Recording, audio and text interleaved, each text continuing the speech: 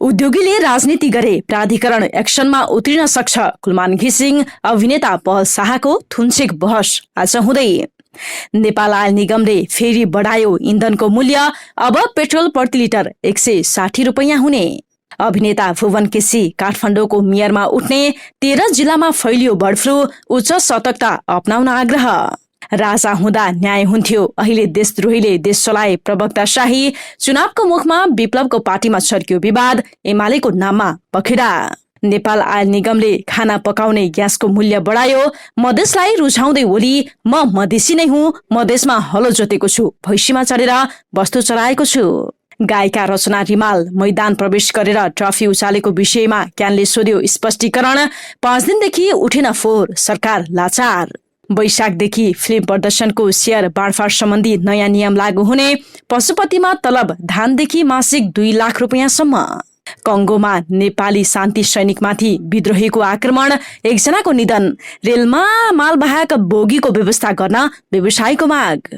चीनमा कोरोना संक्रमण घटेन, सङ्घाईमा जारी निषेधाज्ञा थप विस्तार। दर्शकबिन नमस्कार, इन्फो खबर बुलेटिनमा यहाँलाई स्वागत छ। म गंगा विश्वकर्मा।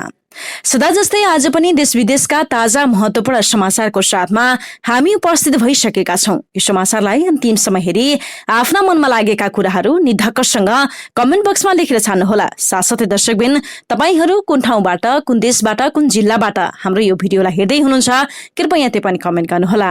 र हाम्रो च्यानल इन्फो खबरलाई सब्स्क्राइब गर्नु भएको छैन भने सत्य तथ्य पूरा जानकारीका लागि सब्स्क्राइब गरी बेल आइकनलाई पनि क्लिक गरिदिनुहोला। अब लागौं समाचारतर्फ। सुरुवातमा प्रसंग भुवन केसीको। अभिनेता भुवन केसी काठमाडौँ महानगरपालिकाको मेयर पदमा उठ्ने भएका छन्। 2079 वैशाख 30 मा हुने स्थानीय तह निर्वाचनमा उनी उन्नत लोकतन्त्र पार्टीबाट काठमाडौँ महानगरको मेयरमा उठ्ने भएका हुन्। स्वागत नेपाल अध्यक्ष रहेको पार्टीले काठमाडौँको मेयरमा भुवनलाई र उपमेयरमा रेशमा लामालाई उम्मेद्वार बनाउने निर्णय गरेको छ। पार्टीको मंगलबार बसेको केन्द्रीय कार्य समितिको बैठकले काठमाडौँ महानगरका लागि मेयर र उपमेयरको उम्मेद्वार टुङ्ग्याएको थियो। उन्नत लोकतन्त्र पार्टीको संवाद समितिले तय गरेको छलफलबाट केसीलाई परराष्ट्र विभागको विभागीय अध्यक्ष समेतको जिम्मेवारी दिएको अध्यक्ष स्वागत नेपालले जारी गरेको प्रेस विज्ञप्तिमा उल्लेख गरिएको छ। दर्शकबिन, अब पहल शाहको प्रसंग। एक नाबालिका गायिकालाई बलात्कार गरेको अभियोगमा थुनामा रहेका अभिनेता पहल शाहको थुन्चेक बहस आज हुँदैछ।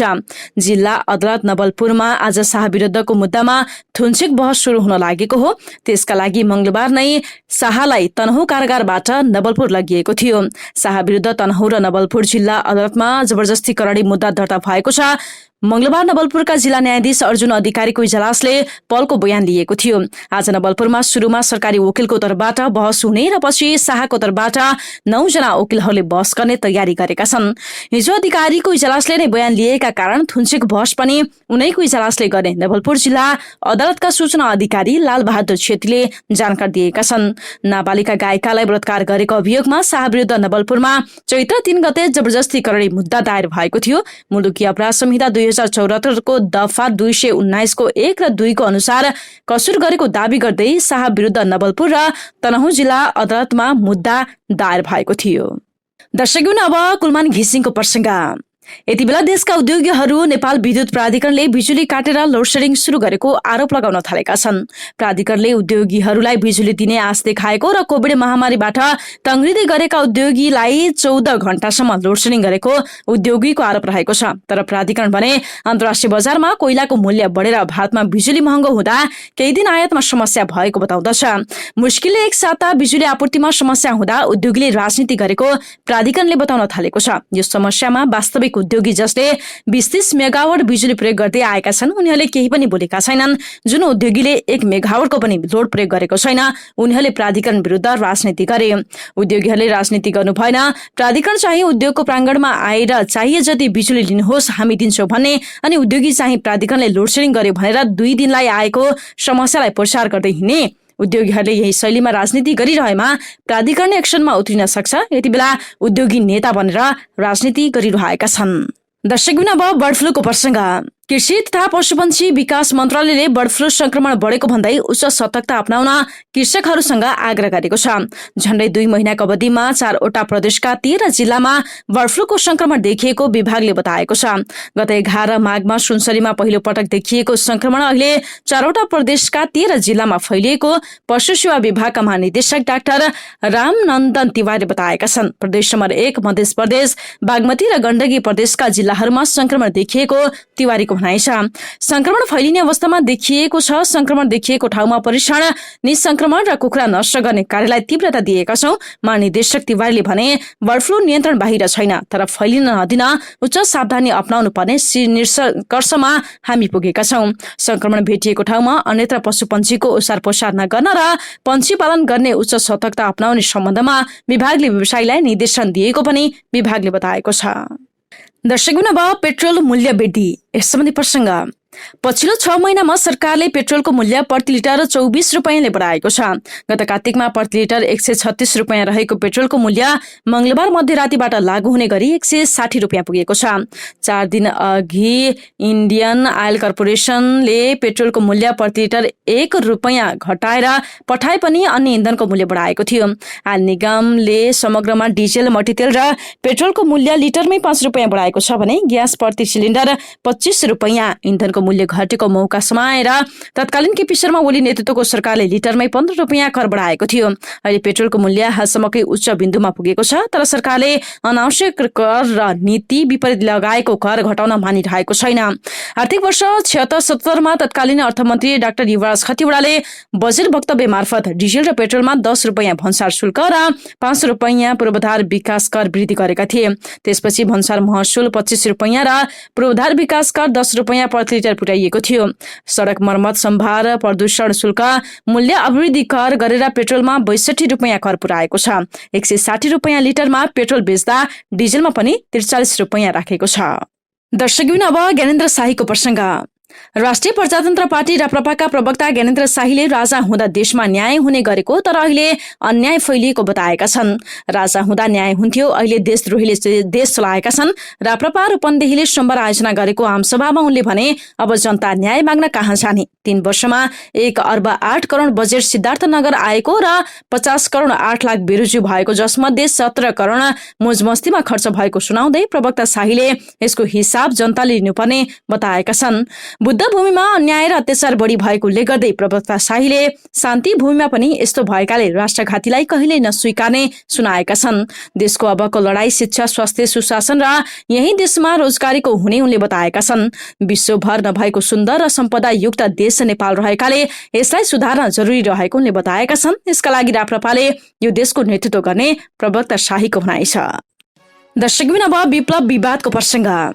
स्थानीय तह निर्वाचनको मुखमा नेत्र विक्रमचन्द विप्लव नेतृत्वको नेपाल कम्युनिस्ट पार्टी नेकपामा अन्तर्विरोध चुलिएको छ। चुनावी तालमेलको विषयलाई लिएर सो पार्टीमा विवाद चुलिएको हो। यसअघि पार्टीको केन्द्रीय समिति बैठकले स्थानीय तह चुनावमा तालमेल नगरेर स्वतन्त्र ढंगले उम्मेदवारी दिने निर्णय गरेको थियो, तर पार्टीकै केही नेताहरू सहभागी भई नेकपा एमालेसँग चुनावी तालमेल गर्न छलफलमा अग्रसर भएपछि विवाद बढेको हो। नेकपाका नेताहरूले सुदूरपश्चिम प्रदेशमा एमालेसँग चुनावी तालमेल गर्न छलफल अगाडि बढाएपछि विवादको बिउ रोपिएको हो। सुदूरपश्चिम प्रदेश सहित अन्य प्रदेशमा नेकपा नेताहरूले एमालेसँग चुनावी तालमेलका विषयमा सघन रूपमा छलफल गर्न थालेपछि नेकपामा विवादको बिउ रोपिएको एक नेताले बताएका छन्। यस विषयमा नेकपा सचिवालय सदस्य हेमन्त प्रकाश ओलीले स्थानीय तह चुनावमा तालमेल गर्न पार्टीका नेताहरू सहभागी भएको पाइएमा कारबाही गर्ने चेतावनी दिएका छन्। पार्टीको निर्णय विपरीत कुनै नेताले चुनावी तालमेलका विषयमा छलफल गर्नु अराजक क्रियाकलाप भएको ओलीको टिप्पणी छ। यदि कसैले कुनै पार्टीसँग साँठगाँठ गर्ने वा औपचारिक रूपमै भाग लिने पार्टीकै तर्फबाट छलफल गर्छन् भने त्यो अराजक क्रियाकलाप हो, अनुशासनहीन क्रियाकलाप हो। यदि कुनै नेताले गरेमा पार्टीले कारबाही गर्छ, ओलीले भने। दर्शकबिन रचना रिमालको प्रसंग। त्रिकोणात्मक टी20 क्रिकेट श्रृङ्खलाको फाइनल खेल क्रममा गेट तोडेर दर्शक प्रवेश गरेको विषयमा नेपाल क्रिकेट संघ क्यानले स्पष्टीकरण सोधेको छ। सोमबार कीर्तिपुर स्थित त्रिवी मैदानमा नेपालले दिपेन्द्र सिंह एरी र करण केसीले उत्कृष्ट खेल प्रदर्शनमा पपुवा न्युगिनीलाई 50 रनले पराजित गर्दै नेपालले उपाधि सुमेको थियो। पुरस्कार वितरण समारोहमा गायिका रचना रिमाल र दर्शक नै मैदान प्रवेश गरेपछि ट्रफी सहित फोटो सामाजिक सञ्जालमा राखिएको भेटेपछि क्यानले स्पष्टीकरण सोधेको हो। नेपाल पपुवा न्यू गिनी बीच 4 ओभरको खेल जारी रहँदा दर्शक गेट तोडेर भित्र प्रवेश गरेका थिए। दर्शक दीर्घबाट खेल हेर्न प्रवेश गरेकी गायिका रचना रिमाल पुरस्कार वितरण समारोहमा भने मैदान प्रवेश गर्दै कप्तान सन्दीप लामिछाने लगायत खेलाडीसँग फोटो खिच्न भ्याएकी थिइन्। उनले आफ्नो सामाजिक सञ्जालमा भिडियो र फोटो समेत पोस्ट गरेकी थिइन्। दर्शक अब ओलीको प्रसङ्ग। मधेस आन्दोलनका मधेस विरोधी नेताको आरोप लागेका नेकपा एमालेका अध्यक्ष एवं पूर्व प्रधानमन्त्री केपी शर्मा ओलीले मधेसलाई फकाउन थालेका छन्। स्थानीय तहको निर्वाचनलाई लक्षित गरी शक्ति प्रदर्शन गर्न वीरगञ्जमा मंगलबार एमाले आयोजना गरेको बृहत आमसभा तथा पार्टी प्रवेश कार्यक्रमलाई सम्बोधन गर्ने क्रममा ओलीले आफ्नो सरकारका पालामा भएका विकासका कामहरूको मात्रै वर्णन गरेर मधेसलाई फकाउने कोसिस गरेका हुन्। विपक्षी दल र सरकार चरको आलोचना भन्दा पनि उनले सम्बोधनको अधिकांश समय मधेस र मधेसीका लागि विगतमा आफ्नो सरकारले गरेका कामहरूको वर्णनमै खर्च गरे। मधेसी जनतालाई भ्रममा पारेका केही नेताहरूले आफूलाई मधेसी विरोधी भनेर मिथ्या हल्ला चलाएको भए पनि आफू सदैव मधेस र मधेसीको पक्षमा भएको ओलीले जिकिर गरेका छन्। ओलीले भने म आफै मधेसको मान्छे हुँ, 60 वर्षसम्म मधेसमै बसेको मान्छे हुँ। मधेसमा मैले हलो जोतेको छु, खेतमा पैनी कुलो पनि पानी लगाएको छु, भैँसीमा चढेर वस्तुभाउ चढाएको छु। मधेस विरोधी भन्नेहरूले भन्दै गरे तर आफूले मधेसको विकासमा काम गर्दै गरेको उनले सुनाएका छन्। दर्शक अब ग्यासको मूल्यको प्रसङ्ग। नेपाल आयल निगमले खाना पकाउने ग्यासको मूल्य 25 रुपैयाँले वृद्धि गरेको छ। मंगलबार बसेको निगम सञ्चालक समितिको बैठकले आज राति 12 बजेदेखि लागू हुने गरी मूल्य वृद्धि गरेर 1600 रुपैयाँ कायम गरेको हो। प्रत्येक एलपी ग्यास उद्योगबाट 50 किलोमिटर परिधिभित्र अनिवार्य रूपमा लागू हुने गरी सामान्य बिक्री मूल्य 1600 प्रति सिलिन्डर कायम गरिएको छ। निगमले जारी गरेको विज्ञप्तिमा उल्लेख गरिएको छ। दर्शक अब रेल सम्बन्धी प्रसङ्ग। आइतबारदेखि निरन्तर सञ्चारमा रहेको नेपाल रेलवेमा मालवाहक बोगी समेत जडान गर्नुपर्ने जनकपुरका उद्योगी व्यवसायीले माग गरेका छन्। जनकपुर धाममा उद्योग वाणिज्य संघका अध्यक्ष जितेन्द्र महासेठले रेल सञ्चालन भएसँगै रेलवे सञ्चालन रूट क्षेत्रमा सर्वसाधारण लाभान्वित भए पनि यसले सामान्य प्रभाव मात्रै पर्ने बताउँदछन्। मालवाहक बोगीको व्यवस्था भएपछि मात्र व्यवसायीले पनि लाभ लिन सक्ने बताउँदै उनले ठूलो मात्रामा सामग्री ढुवानी गर्न सक्ने व्यवस्था गर्नुपर्ने बताएका छन्। भौतिक पूर्वाधार तथा यातायात मन्त्री रेणु कुमारी यादवलाई रेलमा मालवाहक बोगी जडान गर्न माग गर्दै अध्यक्ष महासेठले ज्ञापन पत्र बुझाइसकेका छन्। नेपाली रेल यात्रुहरूका लागि नियमित सेवा दिनु अगावै घाटामा गइरहेको चर्चा छ। नेपाल रेलवे कम्पनीले फागुन 1 गतेदेखि 1 महिनासम्म ट्रायलको क्रममा सञ्चालन गर्ने क्रमै भएको ड्राई रनमा 30 लाख रुपैयाँ भन्दा बढी खर्चेको थियो, जसमा 20 लाख रुपैयाँ कर्मचारीहरूमै खर्च भएको थियो भने इन्धनमा 10 लाख रुपैयाँ भन्दा बढी खर्च भएको नेपाल रेलवे कम्पनीले बताएको थियो। दर्शक अब कङ्गोमा आक्रमण यस सम्बन्धी प्रसङ्ग। विद्रोहीको आक्रमणमा परि शान्ति स्थापनार्थ खटिएका एक नेपाली सेनाको मृत्यु भएको छ। विद्रोहीको आक्रमणमा परि कङ्गोमा खटिएका नेपाली सेनाको मृत्यु भएको संयुक्त राष्ट्र संघले बताएको हो। नेपाली शान्ति सेनाको टोली अपरेसन बालीको दौरान रहेको बेला आक्रमण भएको बताइएको छ। उक्त नेपाली शान्ति सेनाको टोली प्रमुख सेनानी निखिल कुमारको कमान्डोमा खटिएको बेला मंगलबार आक्रमण भएको थियो। मृतक नेपाली सेनाको परिचय हालसम्म खुल्न नसकेको संयुक्त राष्ट्र संघले बताएको छ। राष्ट्र संघले एक विज्ञप्ति जारी गर्दै एक नेपाली सेनाको आक्रमण परि मृत्यु भएको तर उनको परिचय खोल्न नसकेको बताएको हो। राष्ट्र संघले शोक विज्ञप्ति निकाल्दै मृतक नेपाली सैनिक प्रति श्रद्धाञ्जली गर्नुका साथै शान्ति सेनामाथि गरिएको आक्रमणको घोर निन्दा समेत गरेको छ। कारबाहीका क्रममा विद्रोहीको स्थान कब्जा गरिसकेको अवस्थामा अज्ञात स्थानबाट आक्रमण भएको बताइएको छ। दर्शक अब फिल्म प्रदर्शनको शेयर यस सम्बन्धी प्रसङ्ग। आगामी वैशाख 1 गतेदेखि नेपालमा प्रदर्शन हुने फिल्मले गर्ने कमाईको बाँडफाँड शेयर सम्बन्धी नयाँ निर्णय लागू हुने भएको छ। अशोक शर्मा संयोजक रहेको प्रदर्शन विशेष कार्यदलले नयाँ वर्षदेखि शेयर बाँडफाँड बारे नयाँ नियम लागू हुने निर्णय गरेको हो, जस अनुसार प्रदर्शक, वितरक र निर्माता बीच सहमति जुटेको छ। फिल्म रिलिजको पहिलो साता प्रदर्शक र निर्माता बीच 50-50% शेयर बाँडफाँड हुनेछ भने दोस्रो साता पनि दुवै पक्ष बीच 50-50% शेयर विभाजन हुनेछ। तेस्रो साता निर्माताले 35% शेयर पाउनेछन्। नेपालमा प्रदर्शन हुने सबै फिल्ममा यो नियम लागू हुनेछ। संयोजक अशोक शर्माले भने, हामीले विशेष गरी नेपाली फिल्मका निर्मातालाई हेरेर यो नियम ल्याएका हौं। अन्ततः यसले निर्मातालाई नै फाइदा पुग्छ। वितरक मनोज राठीले कार्यदलको नयाँ निर्णयले वितरक, प्रदर्शक र निर्माता सबैलाई फाइदा पुग्ने बताएका छन्। दर्शक अब उठेन फोहोर। यस सम्बन्धी प्रसङ्ग। सरकारले काम नगर्ने ठेकेदारलाई कारबाही गर्न नसकेका कारण 5 दिनदेखि फेरि उपत्यकाको फोहोर व्यवस्थापनमा अवरोध सिर्जना भएको छ। ठेकेदारले मुद्दा 3 पिप्ले खण्डको बाटो कालोपत्रे नगरेका कारण स्थानीयले फोहोर व्यवस्थापन ठप्प पारेका हुन्। 5 दिनदेखि फोहोर उठ्न नसकेपछि मंगलबार र्यापिड एक्सन टास्क फोर्सको बैठक बसेको थियो। काठमाडौँ महानगरपालिकाका कार्यकारी अधिकृत लोकनाथ पौडेल संयोजक रहेको टास्क फोर्सको बैठकले तत्काल स्थानीयको माग सम्बोधन गर्न ठेकेदारलाई कालोपत्र गर्न निर्देशन दिने निर्णय गरेको छ। बैठकमा बोल्दै कार्यकारी अधिकृत पौडेलले दिनभर कालोपत्र गरी रातिबाट फोहोर व्यवस्थापन गर्ने व्यवस्था मिलाउन प्रहरीलाई आग्रह गरिने बताउनुभयो। काठमाडौँ महानगरपालिकाका वातावरण व्यवस्थापन विभागका सिसडोल इन्चार्ज रबिन प्यासीले स्थानीयसँग छलफल भइरहेको बताएका छन्। दर्शक अब चीनमा कोरोना। यस सम्बन्धी प्रसङ्ग। चीनको संघाईमा जारी निषेधाज्ञालाई थप विस्तार गरिएको छ। निषेधाज्ञाबाट शहरका 2.5 करोड मानिस प्रभावित भएका छन्। संघाईमा कोभिडका बिरामीहरू हत्तै बढेपछि प्रशासनले यो निर्णय लिएको हो। महत्वपूर्ण वित्तीय हब संघाईमा पछिल्लो 1 महिनादेखि संक्रमण बढिरहेको छ। यहाँ दैनिक 13,000 भन्दा बढी संक्रमित भेटिएका छन्। कोभिड संक्रमण बढेपछि केही दिन अघि पूर्वी र पश्चिम क्षेत्रहरूमा छुट्टा छुट्टै प्रावधानहरू अपनाइएको थियो। तर अहिले शहरको सबै भूभाग समेट्ने गरी अनिश्चितकालीन निषेधाज्ञा जारी गरिएको प्राप्त विवरणहरूमा बताइएको छ। दर्शक अब पशुपतिमा तलब। यस सम्बन्धी प्रसङ्ग। नेपालमा खानकी अर्थात् तलबी परम्पराको इतिहासमा पशुपति क्षेत्रको बेग्लै महत्व छ।